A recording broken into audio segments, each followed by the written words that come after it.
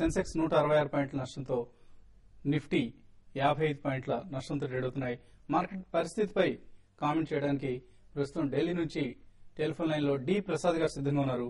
ప్రసాద్ గారు, good afternoon. Vasant గారు, good afternoon. So Prasad గారు, పరిస్థితి ఏంటి? ఓవరాల్ గా వీక్నెస్, గ్లోబల్ వీక్నెస్ ను మన మార్కెట్స్ కూడా రిఫ్లెక్ట్ చేస్తున్నాయి. క్లోజింగ్ సమయానికి ఏదైనా రీబౌండ్ అయ్యే అవకాశాలు మనకు కనిపిస్తున్నాయి? నా ఉద్దేశం అవుతుంది, బికాస్ 5230 నిన్న కూడా ఆ ఏరియాలోనే సపోర్ట్ వచ్చింది. ఆ 5250 కింద ఎక్కువసేపు ఉండలేకపోతుంది. మార్కెట్, ఇండియన్ మార్కెట్స్ కంపారేటివ్లీ మిగతా ఏ మార్కెట్ కన్నా స్ట్రాంగ్ రెసిలియన్స్ చూపిస్తుంది. సో నా ఉద్దేశం కొంచెం రీబౌండ్ డెఫినెట్లీ రావాలి, because morning selling pressure absorb అయిపోయింది. కానీ ఇవాళ కొంచెం సైడ్ కౌంటర్స్ చూస్తే సైడ్ కౌంటర్స్ లో ఎక్కువ యాక్షన్ కనిపిస్తుంది. కొంచెం బ్యాంకింగ్ స్టాక్స్ లో రివైవల్ కనిపించింది. So overall stock specific strategy పెట్టుకుంటే స్టిల్ మనీ మేకింగ్ ఆపర్చునిటీస్ చాలా అవైలబుల్ ఉంటాయి. అంటే ఇవాళ మనం గమనిస్తే mid cap, small cap stocks లో కూడా ఎక్కువ శాతం కంపెనీలు నష్టాలు కనిపిస్తున్నాయి. ఆఫ్ కోర్స్ కొన్ని స్పెసిఫిక్ స్టాక్స్ మినహాయిస్తే. సో ఈ పరిస్థితిలో బయాన్ డిక్లైన్స్ అని మీరు చెప్తుంటారు. ఏవైనా బయాన్ డిక్లైన్స్ సజెస్ట్ చేస్తారా? I think Kaveri seeds Hyderabad based company ఒక చాలా ఇంట్రెస్టింగ్ ప్లే అనిపిస్తుంది అగ్రికల్చర్ థీమ్ లో. బికాస్ ఓవరాల్ ఇండియన్ స్టోరీలో అగ్రికల్చర్ థీమ్ ఇంకా బిగర్ వేలో ప్లే అవ్వలేదు. నా ఉద్దేశం next 2-3 years government focus agriculture ని చాలా బిగ్ వేలో ఉంటుంది. బికాస్ జీడిపిలో అగ్రికల్చర్ ప్రపోర్షన్ తగ్గిపోతుంది. సో దీంట్లో చాలా ఫోకస్ వస్తుంది. ఈ Kaveri seeds basically seeds market లో ఉంది. ఇంకా ప్రీడామినెంట్లీ వీళ్ళు సౌత్ ఇండియా ఫోకస్ ఉండేది, కానీ లాస్ట్ 1 year నుంచి నార్త్ ఇండియాలో కూడా చాలా ఫోకస్ చేస్తున్నారు. కార్న్, సన్ఫ్లవర్ సీడ్స్ లో వీళ్ళకి డామినెంట్ పొజిషన్ ఉంది, కానీ కాటన్ లో కూడా ఇప్పుడు రెన్యూ ఫోకస్ పెట్టుకుంటున్నారు. బికాస్ కాటన్ ఇప్పుడు ఓన్లీ 25% ఆఫ్ కరెంట్ రెవెన్యూస్ ఉన్నాయి. ఇది కాకుండా వీళ్ళు జర్మ్ ప్లాన్ బ్యాంక్ చాలా బాగుంది. కార్న్, సన్ఫ్లవర్, కాటన్ క్రాప్స్ కోసం ఈ germ plan bank normally buildup చేయడానికి 7 to 8 years పడుతుంది. సో హై ఎంట్రీ బ్యారియర్స్ ఉన్నాయి కంపెనీ ఫీల్డ్ లో రావాలన్నా. 2010 EPS చూసుకుంటే అరౌండ్ 21 ఉంది. నా క్యాల్కులేషన్ ప్రకారం FY11 ఎర్నింగ్స్ అరౌండ్ 34 వస్తుంది, FY12 ఎర్నింగ్స్ అరౌండ్ 43 వస్తుంది. సో FY12 ఎర్నింగ్స్ చూసుకుంటే కరెంట్లీ 6 times అవైలబుల్ ఉంది స్టాక్. సో ఈ లెవెల్లో attractively price plus first quarter వీళ్ళు నార్మలీ నంబర్స్ బాగా వస్తాయి, ఎందుకంటే ఈ పీరియడ్ లోనే సీడ్స్ బయింగ్ అవుతుంది. So overall medium to long term investment పెట్టుకుంటే definitely strong bet. Short term target 350 అనిపిస్తుంది, కానీ 1.5 to 2 years పెట్టుకుంటే ఇట్స్ సేఫ్ డబ్లర్ లాంటి స్టాక్ అనిపిస్తుంది. ఓకే అండి. అలాగే కొన్ని స్పెసిఫిక్ స్టాక్స్ లో, ఈవెన్ ఫ్రంట్ లైన్ లో కూడా ఇండెక్స్ బేస్డ్ స్టాక్స్ లో రిలయన్స్ ఇన్ఫ్రా లాంటి స్టాక్స్ లో మనం స్ట్రాంగ్ రిబౌండ్ గమనిస్తున్నాం. ఇది 1 or 2 స్టాక్స్ కి పరిమితం ఉంటారా, లేదా ఇండెక్స్ కు స్ప్రెడ్ అయ్యే అవకాశం ఉందా? ఐ థింక్ ఇండెక్స్ లో ఓవరాల్ ఫ్రంట్ లైన్ లో I think stock specific action ఉంటుంది. బికాజ్ ఈ ఏబిఏజీ స్టాక్స్ ఈ రీకన్సిలేషన్ తర్వాత డెఫినెట్లీ యాక్షన్ లో వచ్చాయి. సో నా ఉద్దేశం ఈ రెండు Reliance infra, Reliance capital under ownership ఉండేది మ్యూచువల్ ఫండ్స్ ఇన్స్టిట్యూషన్స్ కి. సో వీళ్ళు స్లోలీ పొజిషన్స్ వీటిలో బిల్డ్ చేసుకుంటారు. ఈ ఏబిఏజీ గ్రూప్ లో ఎస్పెషల్లీ రిలయన్స్ ఇన్ఫ్రా చాలా పాజిటివ్ గా అనిపిస్తుంది. 1 year కోసం ఎవరైనా బెట్ తీసుకుందా ఉంటే చాలా స్ట్రాంగ్ ఆర్డర్ బుక్ పొజిషన్ ఉంది. విజిబిలిటీ 3 years కి చాలా క్లియర్ గా కనిపిస్తుంది. స్టాక్ స్పెసిఫిక్ యాక్షన్ అవుతుంది. ఒక ఓవరాల్ మార్కెట్ లో అన్ని సెక్టర్స్ ఒకేసారి పెరగవు.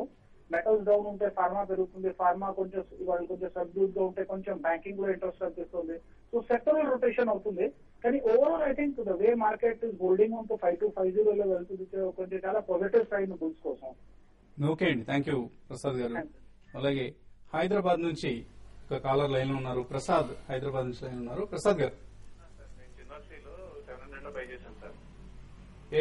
ఏ స్టాక్ అండి? జిందాల్ స్టీల్. ఓకే అండి. అది ఎగ్జిట్ అవ్వమంటారా లేదా holder long term? Jindal steel అయితే ఫండమెంటల్ గా చాలా స్ట్రాంగ్ కంపెనీ అండి. జిఎస్పిఎల్ గురించి అడిగినట్టున్నారు మీరు. అయితే రీసెంట్ గా ఈ మార్కెట్ లో ఈ కరెక్షన్ మరి ముఖ్యంగా ఇది వీటికి సంబంధించిన మెటల్ సంబంధించిన స్టాక్స్ అన్ని కూడా వీక్ ఉన్నాయి. దాంతో పాటు ఈ స్టాక్ కూడా వీక్ అయిపోయింది. అయితే మీరు హోల్డ్ చేయండి. ఇంకోటి మీరు లాంగ్ టర్మ్ ఇన్వెస్టర్ అంటున్నారు కాబట్టి మీరు డెఫినెట్ గా హోల్డ్ చేయమని చెప్తాను. ఈ స్టాక్ లో మళ్ళీ ఫ్రెష్ బయింగ్ అనేది కనపడాలంటే గ్లోబల్ గా ఫస్ట్ గ్లోబల్ మార్కెట్స్ అని కూడా చాలా స్ట్రాంగ్ ఉండాలి. అప్పుడే ఈ కమాడిటీ స్టాక్స్ లో కూడా ఫ్రెష్ బయింగ్ వస్తుంది. ఇప్పుడైతే కొత్త వీక్ ఉన్నా కూడా మీకు ఒక 6 to 8 months టార్గెట్ లో మీకు ఇది చాలా స్ట్రాంగ్ గా రీబౌండ్ అయ్యే అవకాశం ఉంది. ఈవెన్ మార్కెట్ పెరిగేటప్పుడు కూడా ఈ మెటల్ కౌంటర్స్ చాలా స్ట్రాంగ్ పెరిగే అవకాశం ఉంది కాబట్టి మీరు హోల్డ్ చేసుకోండి. మీకు ఫ్యూచర్ లో మీ రేట్ వచ్చి మీకు మంచి ప్రాఫిట్ కూడా రావడానికి అవకాశం ఉందండి. ఓకే అండి. సో ప్రస్తుతానికి హోల్డ్ చేయండి Jindal steel and power stock ను. అలాగే కొన్ని ఈమెయిల్ సందేహాలను మనం గమనిస్తే త్రివిక్రమరావు పాసిబిలిటీ ఇంకా మెయిల్ పంపించారు. ఆయన మీరు మెయిల్స్ ను డైరెక్ట్ గా ఫార్వర్డ్ చేస్తే మనకు కష్టం అవుతుందండి. కొద్దిగా బద్దకించకుండా మెయిల్లో ఉన్న మొత్తం కంటెంట్ ను మళ్ళీ పోస్ట్ చేస్తే బెటర్ అండి. ఆయన యూనిక్ కోట్ ఈ స్టాక్ ను ఫుల్ నేమ్ రాయలేదని బేసిక్ కోడ్ రాశారు. 52249 ఇది 140 రూపీస్ లో బై చేశారు. ప్రస్తుతం 195 ఉంది. ఇక్కడ ప్రాఫిట్ బుక్ చేసుకోవచ్చా లేదా ఎగ్జిట్ అవ్వమంటారు? ఎగ్జిట్ అవ్వద్దండి. ఇన్ఫాక్ట్ టెక్నికల్ గా చూస్తే ఇప్పుడే ఒక కన్సాలిడేషన్ వచ్చి ఇప్పుడే కొంచెం పెరిగే అవకాశం కనిపిస్తుంది. ప్లాస్టిక్ సంబంధించిన కంపెనీ 145 రూపీస్ లో ట్రేడ్ అవుతుంది. ఫండమెంటల్ చూస్తే కనుక ఈక్విటీ చాలా తక్కువగా ఉంది. అలాగే నెట్ ప్రాఫిట్ చూస్తే కనుక లాస్ట్ 2-3 ఇయర్స్ కొంచెం పెర్ఫార్మెన్స్ కూడా డెవలప్ అవుతుంది. మీరు హోల్డ్ చేయండి. వీలుంటే కనుక మీకు ఏమైనా ఇన్ఫర్మేషన్ ఉంటే కనుక ఈ లెవెల్ లో ఫర్దర్ గా బై చేసి 140 లెవెల్లో 135 కింద స్టాప్ లాస్ పెట్టుకోవచ్చు. డెఫినెట్గా మీరు హోల్డ్ చేయొచ్చు. ఓకే అండి. మయూర్ యూనిక్ కోటర్స్ ప్రస్తుతం 147 లో ట్రేడ్ అవుతుంది. మీరు 140 లో కొన్నా అని చెప్తున్నారు. సో ప్రస్తుతానికి హోల్డ్ చేయండి. రాచర్ల సుధా అన్న పేరుతో మనకు ఎక్కువ మంది ఈ జంక్ మెయిల్స్ పంపిస్తున్నారు.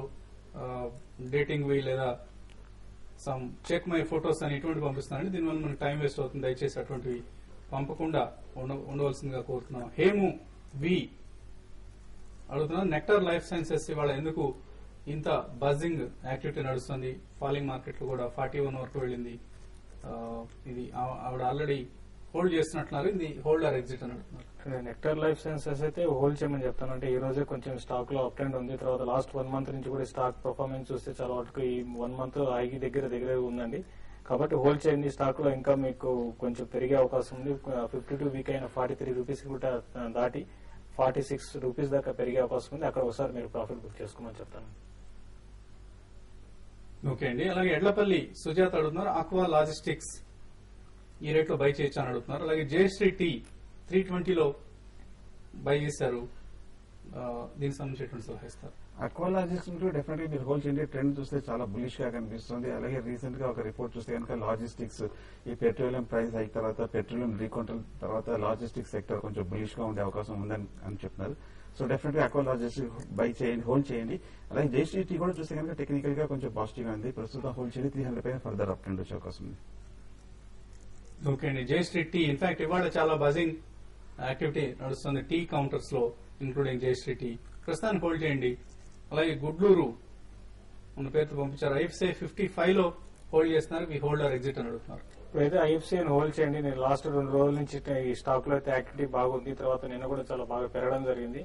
స్టాక్ అయితే హోల్డ్ చేయండి. ఈసారి మాత్రం ఐఎఫ్సీ 55 పైన సస్టైన్ అయితే మాత్రం ఇది 64 రూపీస్ దాకా పెరిగే అవకాశం ఉంది. ఎస్ ఆఫ్ అయితే హోల్డ్ చేయండి. అలాగే ఎన్ఎండిసి ఇంట్రాడే కోసం కొన్నారట. టార్గెట్ 74 వచ్చే అవకాశం ఉందని అడుగుతున్నారు.